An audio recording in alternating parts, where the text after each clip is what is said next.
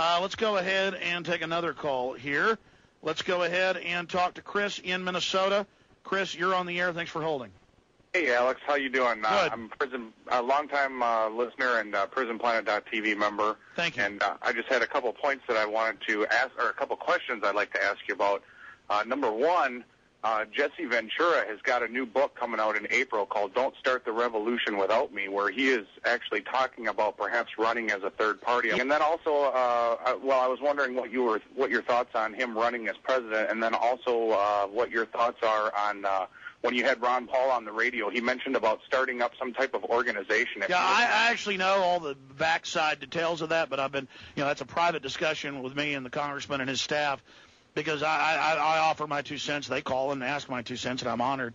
But, yeah, they're a sort of national organization to fight against NAFTA, the reauthorization of it, to fight against the socialist health care, which will just give the eugenicists more control, and to fight against the war. Wow, that's great. What do you think about the whole Jesse Ventura thing about him running for president? You think that's going to I think he's a lot better than the candidates we've got. I have to say I don't entirely trust Jesse Ventura, but we'll be talking to him soon. That's all I'm going to say there. We have Jesse the Mind Ventura, of course, naval veteran, professional wrestling champion, Hollywood movie star, governor of Minnesota, television host, best-selling author, and he's with us for the full hour today. Jesse Ventura, new book, Don't Start the Revolution Without Me, and we're going to get into the CIA visiting his office the first day he showed up at the Capitol. We're going to get into his wife finding a bug at their home. We're going to talk about his views on the JFK assassination.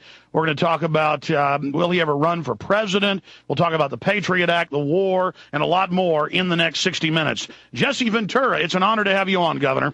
Hi, Alex. Great to be here. There's a lot to talk about in this short segment we've got. What do you think is most important about this book? I don't just say this when I have guests on. I couldn't put this book down. It's amazing. I see what we need to develop is something similar to the Renaissance, a rediscovery of liberty and freedom, and what Ron Paul has said, legalizing freedom. Exactly. Ron Paul was a very interesting candidate in the presidential race that the media really kind of pushed him off and didn't listen to what he had to say, and that's the sad part about it, because I found it very interesting when Bhutto was killed over in Pakistan, and all of the candidates went on with this big litany of what the United States should be doing and this and that and whatever, and it got to Ron Paul, and he said something to me that was the best answer. He simply said, "Isn't that Pakistan's business?" Absolutely. Well, Ron Paul is still out there on the campaign trail. I mean, he's admitting he's not going to win, but he's there to inject real issues into the debate. That's why I wish you'd run, Jesse Ventura. In fact, I wish you'd run right now so we could at least inject real issues. Well, it was interesting. I did Larry King last night, and Larry started at the start of the show and asked a question. He said, "How many people think Jesse Ventura should run for president?" And I was astounded by the end of the show. It just floored me. I thought maybe if I got 50 or 60%, I'd be doing good. It was 85%, Alex. It was just mind-boggling. Oh, there's incredible disenfranchisement with the major two parties, as you know. I mean, look at Congress with, depending on the poll, an 11 to 20% approval rating. Both parties are hated now. Well, and they should be. As I said, they've put us so far in debt, I can't even fathom what $9 trillion is. Can you? No, I can't. Jesse the Mind Ventura will be back in about 2 minutes on the other side of this quick break. The studies show if we left, it would get better. I mean, what would you do as president? And you said on Larry King last night, so A, the war, and then B, you said that 80-something% on Larry King Live in the poll wanted you to run for president.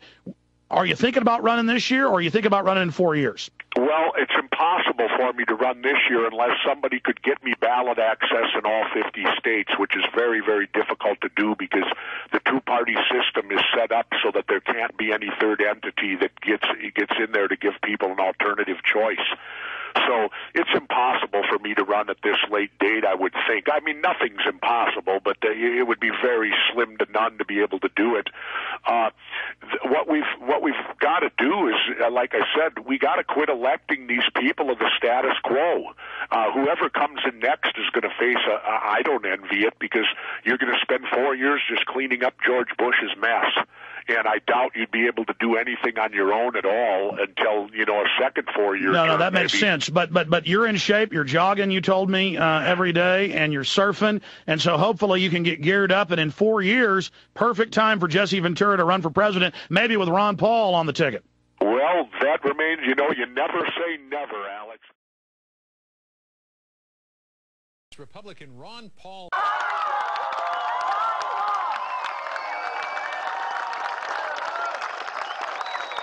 is winding down his campaign. Oh.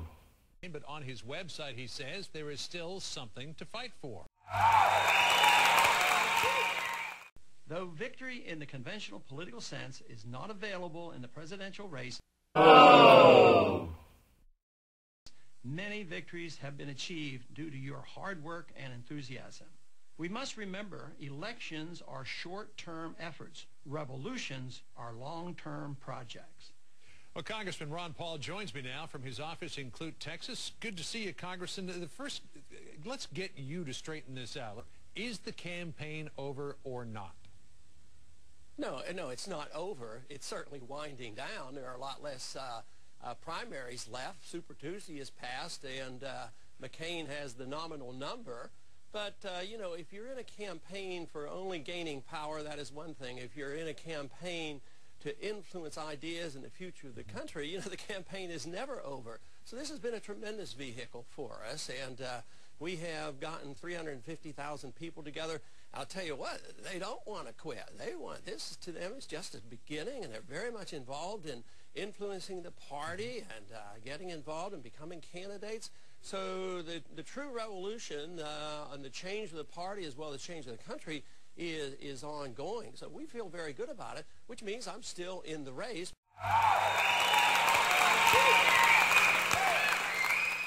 But certainly in a manner that is less energetic than it was, 6 months ago. But there were so many primaries. The bottom line is, though, you're going to continue to contest in the upcoming primaries? Sure, I will go, and Pennsylvania's coming up, and North Carolina's coming up. We have a lot of supporters there, and I feel more or less obligated because there might be 30,000 volunteers in Pennsylvania waving signs, and I don't feel good about walking away from them. And some of them actually believe a lot of good will come from this, and a lot more has come of this campaign than I ever dreamed. I didn't think that it would last that long, nor would energize so many, nor raise so much money. So we're really excited about what's going on. So, Congressman, when people say Ron Paul is out of the presidential race, that's true, not true, partly true? How would you describe it? Well, I would think in a nominal sense, what are the odds of us overcoming delegates of John McCain or his delegates deserting? So in that way, it's over. Oh. But the campaign to get the maximum number of votes and the maximum amount of delegates to participate in writing platforms and talking about the future, I think we're very much involved and very much alive. So you're still trying to influence this race. You're still trying to get your issues out there. There are some people who say that the best way that you could do that would be to launch a third-party candidacy or an independent candidacy. What do you say?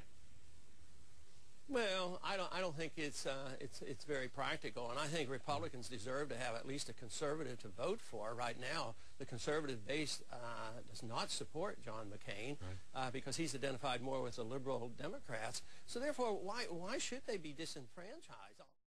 On the streets of Brooklyn, we used to say, "Put your money where your mouth is." Are you going to run? Am I going to run? Too difficult. Oh.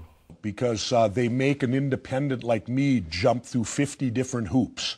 Because every state has different things you have to do to qualify to get on the ballot. Ross Perot did it. Ross Perot did it because Ross Perot had a great fortune of wealth. Paul did it again. He raised more than $6 million online in a single day. And that follows a fundraiser last month that brought in $4.2 million in a single day. That's a pretty good hourly rate. The campaign says it's raised more than $18 million this quarter. So what tack do you take to change the country you love and want to change? What I'm doing right now, speaking out.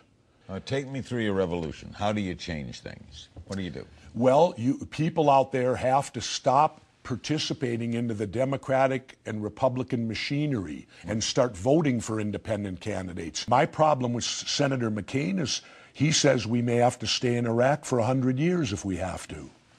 And I say no. I agree with Ron Paul. We marched in there, we can march out. Would you be his vice president? Maybe would he be mine?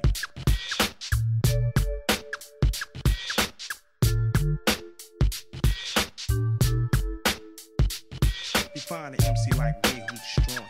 These motherfuckers aboard.